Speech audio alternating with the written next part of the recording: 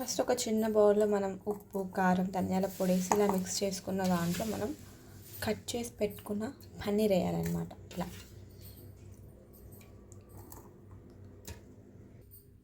ఇలా మంచిగా మిక్స్ చేసుకోవాలన్నమాట.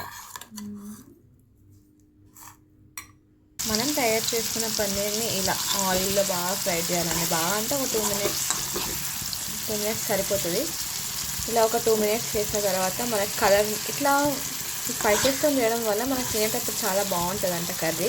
సో చూద్దాం. ఇలా ఫ్రై అయిన పన్నీర్ని మనం తీసుకొని ఒక చిన్న బౌల్లో వేసుకోవాలన్నమాట. ఇది ఇక్కడ చాలా జాగ్రత్త ఉండాలి, చిల్లుతుంది నూనె.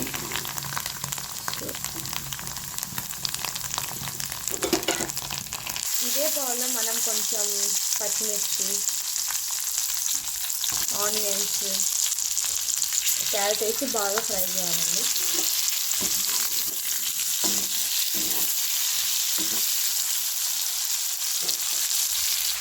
ఇందులోనే మనం కాజు కూడా వేసుకోవాలి.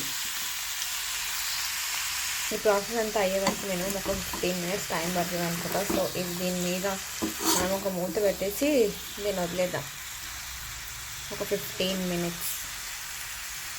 ఇలా టెండర్గా కుక్ అయ్యాక మనం దీన్ని జార్లోకి తీసుకొని మిక్సీ పట్టేసేయాలండి.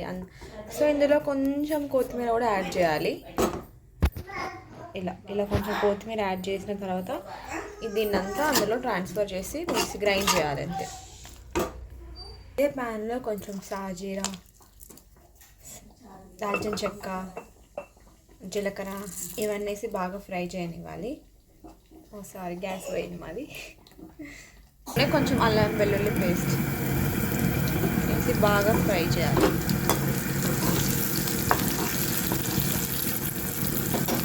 ఇందాక మనం ప్రిపేర్ చేసుకున్న పేస్ట్ అంతా ఇందులో వేసేయాలి. ఇందులోనే తగినంత కారం, ఉప్పు చేసి బాగా బాగా ఆయిల్ పైకి వచ్చే వరకు ఉంచాలి.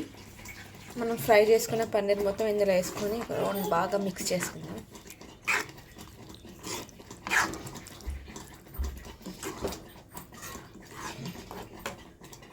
ఫైనల్లీ మన పన్నీర్ కర్రీ రెడీ అయిపోయింది.